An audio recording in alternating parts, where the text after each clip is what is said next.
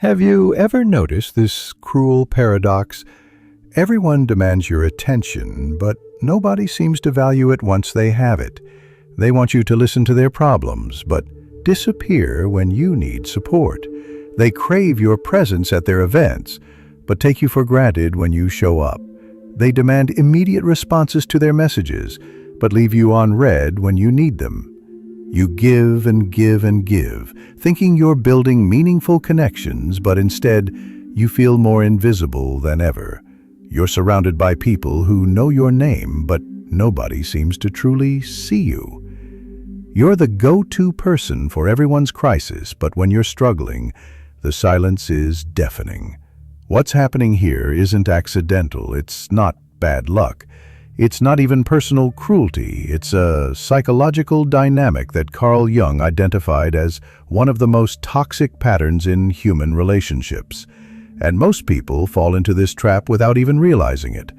Today, I'm going to show you why your attention has become worthless, how others exploit your psychological need to be needed, and most importantly, how to reclaim the value of your presence before it's too late. By the end of this video, you'll understand why being needed and being valued are two completely different things, and why confusing them is destroying your relationships and your sense of self. Jung understood something that modern psychology is only now catching up to. Attention is the currency of the human psyche. And like any currency, when you give it away too freely, it becomes worthless. But let's go deeper. What is attention, really? It's not just looking at someone or listening to their words. Attention is the focused energy of consciousness. It's the directed power of your awareness. When you give someone your attention, you're literally giving them a piece of your life force, your mental energy, your precious time on this earth. Think about the people in your life, the ones who text you at 2 a.m. when they're having a crisis, the ones who call only when they need something, the ones who expect you to drop everything for them but are mysteriously busy when you need the same. The colleague who vents to you every day but never asks how you're doing. The friend who treats you like an emotional dumping ground but never offers the same outlet for your feelings. These people have identified something about you that you might not even see yourself. You give your attention without requiring anything in return. Jung called this the helpful neurosis, the compulsive need to be useful to others as a way of avoiding the discomfort of being truly seen for who you are. You've convinced yourself that your worth lies in your availability, in your usefulness, in your ability to solve problems and provide comfort. But what you've actually done is trained people to see you as an emotional vending machine. Insert crisis, receive comfort. Insert drama, receive validation. Insert need, receive immediate response. Insert problem, receive solution. But here's the devastating truth that Jung observed in his patients over and over again. The more available your attention is, the less valuable it becomes to others. It's basic psychology. What requires no effort to obtain requires no effort to appreciate. You've become the emotional equivalent of free Wi-Fi. Everyone wants access, nobody wants to pay for it. And when it stops working, people get angry rather than grateful. They don't see your availability as a gift, they see it as a service they're entitled to receive. And the most painful part, you've trained them to see you this way. Every time you dropped everything to help someone who wouldn't do the same for you, you taught them that your time had no value. Every time you responded immediately to someone who takes days to reply to you, you programmed them to expect instant gratification from you while offering delayed reciprocity in return. This isn't just about relationships, this is about the fundamental way you've learned to exist in the world. You become a giver in a world full of takers. And you've convinced yourself that this imbalance is love, kindness, or moral superiority. But Jung would tell you it's actually a form of self-abandonment disguised as virtue. Why does this happen? Why do people automatically devalue what's freely given? Why do human beings seem to have this built-in mechanism that takes abundance for granted? Jung discovered that humans have a psychological mechanism he called projection of scarcity. We unconsciously assign value based on how difficult something is to obtain. The harder it is to get your attention, the more precious it becomes. The easier it is, the more disposable it feels. This isn't cruelty. It's unconscious psychological programming that goes back to our earliest survival instincts. In nature, resources that are abundant are less valuable for survival than resources that are scarce. Our brains still operate on this ancient logic, even in the context of emotional relationships. When you're always available, you signal several things to the unconscious mind of others: that your time has no competing priorities, that your energy is infinite and renewable, that your presence requires no reciprocity or investment, that you have nothing better to do than attend to their needs, that you derive your primary satisfaction from serving others.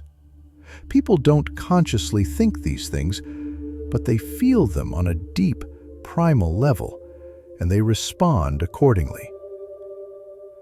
The person who texts you at midnight doesn't think, "I wonder if they're sleeping or if this is a good time for them." They think, "They always respond, so they must be available." The friend who only calls when they need something doesn't think, "I'm being selfish or one-sided." They think, "They love helping people, so this is actually a gift I'm giving them." You've trained them to see your availability as your default state, not as a conscious choice or generous gift you choose to give. You've made your presence feel like a given rather than something earned or appreciated. Jung observed that in healthy relationships, attention flows both ways like a natural river system. There's a give and take, an ebb and flow, a natural reciprocity that doesn't need to be forced or calculated. But in toxic dynamics, there's always one person giving and one person taking, and the taker never questions this arrangement because they've learned that your attention comes without conditions, boundaries, or expectations. But here's where it gets really insidious. The more you give your attention freely, the more you train others to see you as one-dimensional. They don't see your complexity, your depth, your own needs and struggles. They see your function. The comforter, the problem solver, the always available friend, the emotional support person. You become a role in their lives rather than a complete human being. And roles, Jung understood, are easily replaceable. What's not replaceable is a complete, authentic human presence that has its own needs, boundaries, and inherent value. This is why you can be surrounded by people and still feel profoundly lonely. This is why your phone can be constantly buzzing with messages and you can still feel invisible. You're not being seen, you're being used. And the tragic part is that you've taught people to use you by never requiring them to truly see you. What you don't realize is that this pattern is slowly destroying you from within. Every time you drop everything for someone who wouldn't do the same for you, you're sending a message to your unconscious mind. My needs don't matter as much as theirs.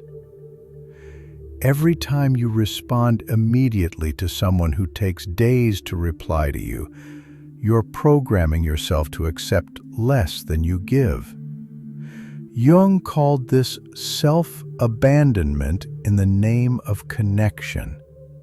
You think you're building relationships, but you're actually building dependencies where you're the supplier and everyone else is the consumer. You're not creating mutual bonds. You're creating one-way streets where traffic only flows in one direction. And the cruel irony? The more you give of yourself, the less people actually see you. Let me explain what I mean. When you're always available, always helpful, always ready to listen and support, you become like background music in people's lives. They depend on you being there, but they don't actively notice your presence until you're gone. You're taken for granted in the way that oxygen is taken for granted. Essential, but invisible. This creates a devastating psychological dynamic. You give more and more of yourself, hoping to be seen, appreciated, valued. But the more you give, the more invisible you become, because people start to see your giving as your natural state, rather than as a choice you're making. You become what Jung called a hollow person, someone who exists primarily as a container for other people's needs, rather than as a complete human being with your own inner life, desires, and requirements. Think about this. When was the last time someone asked you about your dreams, your fears, your authentic thoughts about life? When was the last time someone showed genuine curiosity about who you are, beyond what you can do for them? When was the last time someone checked on you without needing something in return? If you're struggling to answer these questions, you're living in the hollow person trap.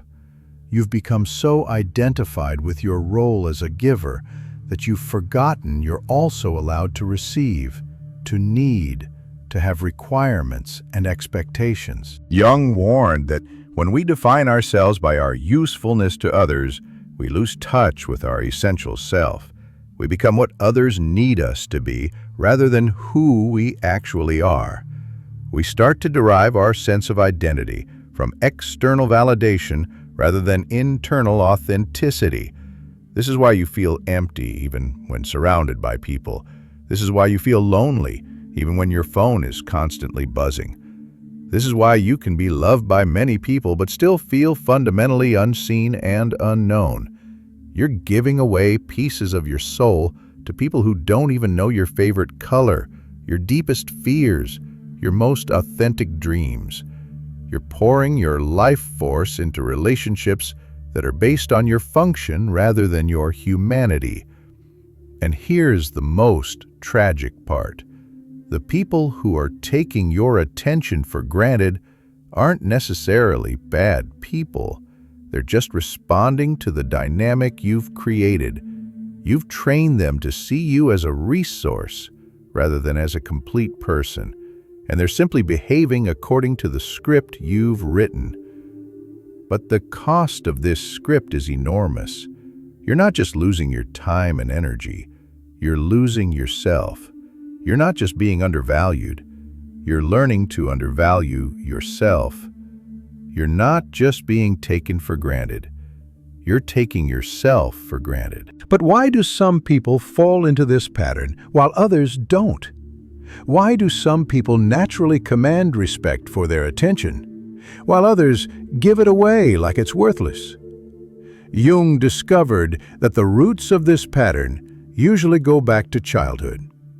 Most people who become chronic attention givers learned early in life that their worth was conditional on their usefulness to others. Maybe you grew up in a household where love was scarce, and you learned that being helpful was the way to earn affection. Maybe you had parents who were emotionally unavailable, and you discovered that being the good child who never had needs was the way to avoid abandonment. Maybe you learned that your value came from solving problems, keeping peace, or making others happy. Whatever the specific scenario, you internalized a fundamental belief that Jung called the conditional love wound. The belief that you are only lovable when you are useful, only valuable when you are serving others, only worthy when you are meeting someone else's needs.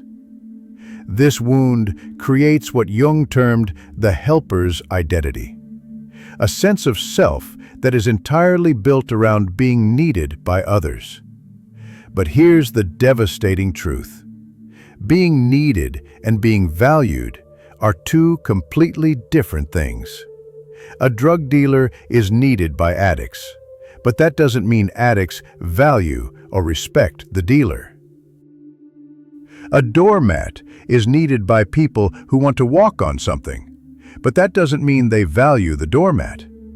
being needed can actually be a form of exploitation disguised as importance. When your identity is built around being needed, you become terrified of setting boundaries because boundaries might make you less useful. You become afraid of having your own needs because needs might make you less available to others. You become terrified of saying no because saying no might reveal that you're not as indispensable as you thought. But Jung observes something profound. People who are truly valued are not those who are always available, but those who are selectively present. They're not needed by everyone, but they're treasured by the few who earn access to them. This brings us to another crucial distinction that Jung made: the difference between people-pleasing and genuine generosity. People-pleasing comes from fear. Fear of rejection, fear of abandonment, fear of not being loved. It's giving in order to get something back, even if what you're trying to get is just basic acceptance. Genuine generosity, on the other hand, comes from abundance. It's giving because you choose to give, not because you need to give. It's selective, intentional, and comes with no hidden agenda or unconscious expectations.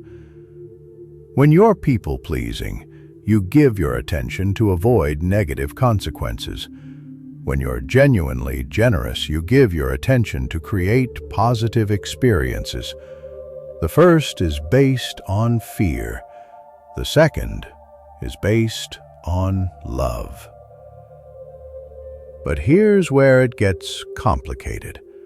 Many people-pleasers think they're being genuinely generous.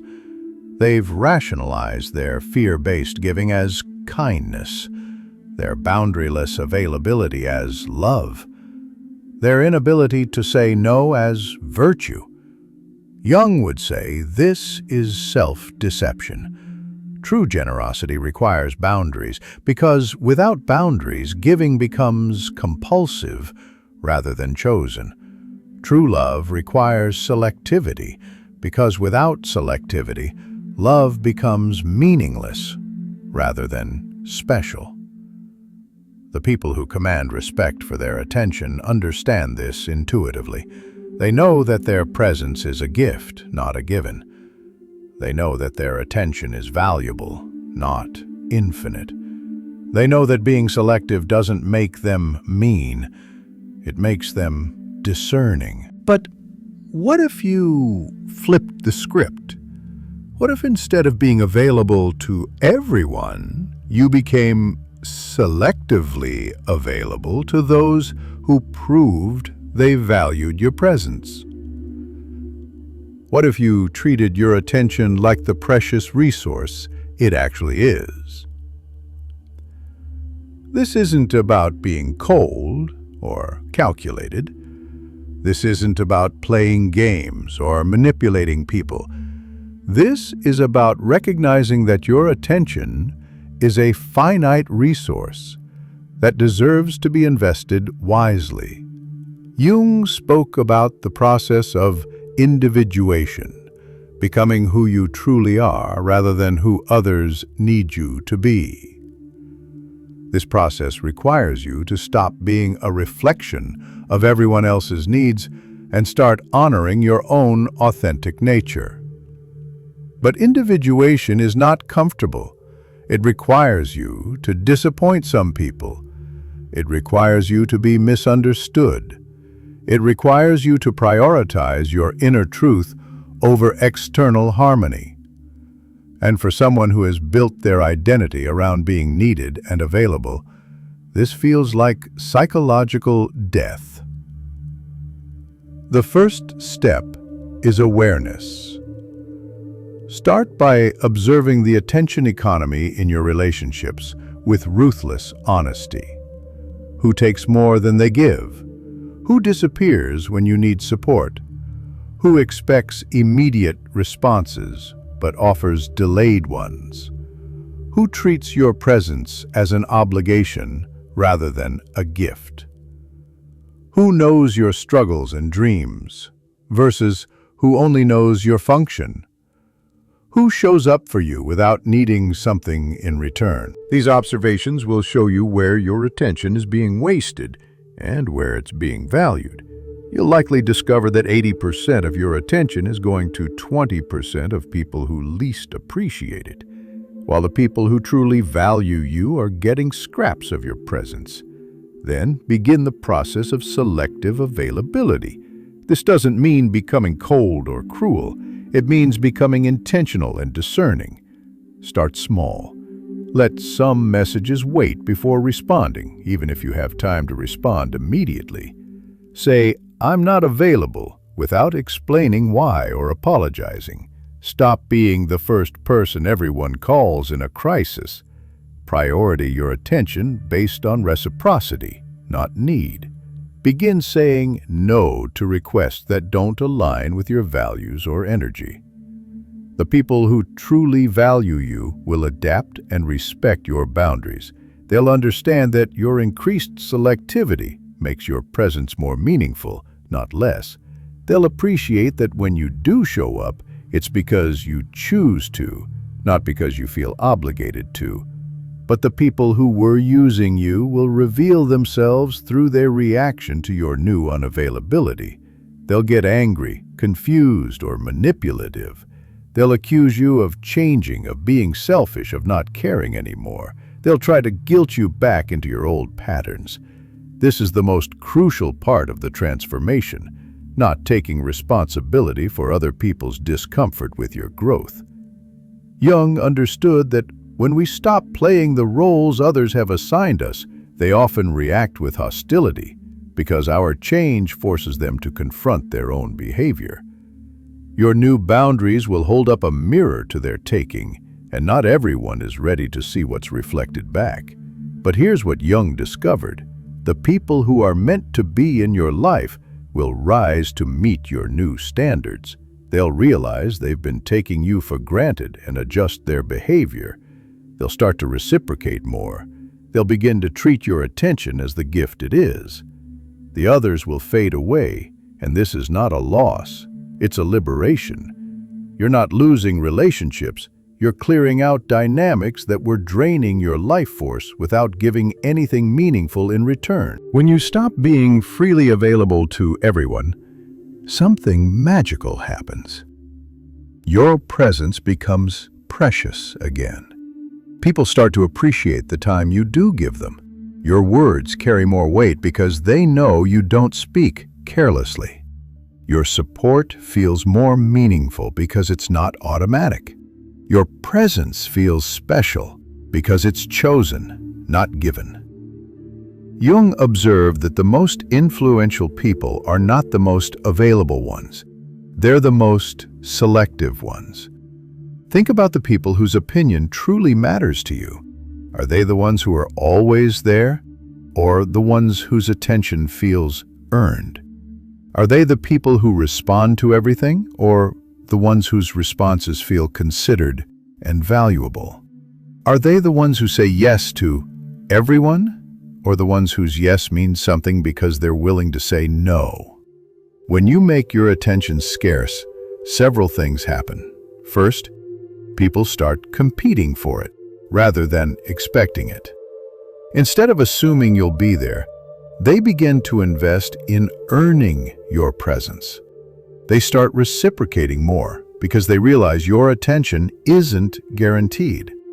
Second, your relationships become more intentional and less habitual. Instead of maintaining connections out of obligation or routine, you begin to cultivate relationships that actually nourish your soul. Quality replaces quantity. Third, you attract people who value depth over convenience. The people who want easy access to endless emotional support will drift away, but you'll begin to attract people who are interested in genuine, reciprocal connection. Fourth, you create space for your own needs and desires. When you're not constantly giving your attention away, you have energy left for your own growth. your own interests, your own healing. This isn't about manipulation or playing games.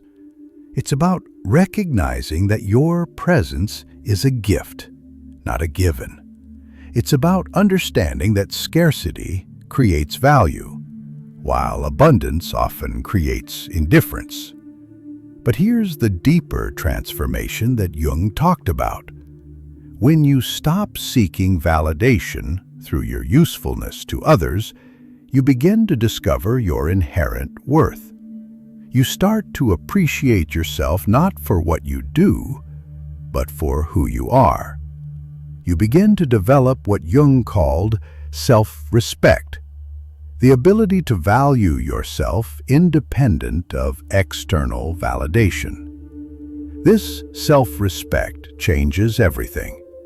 It changes how you walk into rooms, how you communicate, how you set boundaries, how you choose relationships.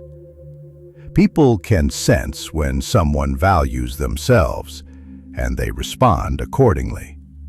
You stop being someone who needs to prove their worth and become someone who knows their worth. You stop being someone who gives to get and become someone who gives from abundance. You stop being someone who fears abandonment and become someone who is comfortable with solitude. Jung believed that the highest form of human development was individuation, the process of becoming whole within yourself, rather than seeking completion through others. This means recognizing that your worth doesn't come from how needed you are, but from how authentic you are.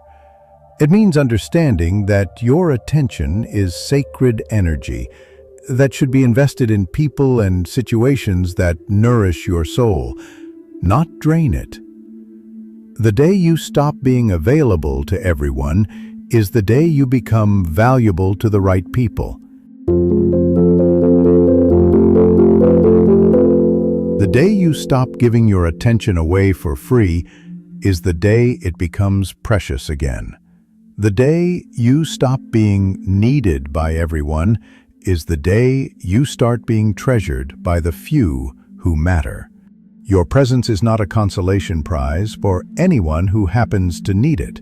It's not a service you owe to the world. It's not a commodity to be consumed by whoever demands it. Your presence is a carefully considered gift for those who've proven they deserve it. Stop being the world's emotional emergency contact.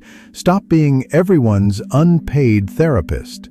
Stop being the person who's always there for others but never there for yourself.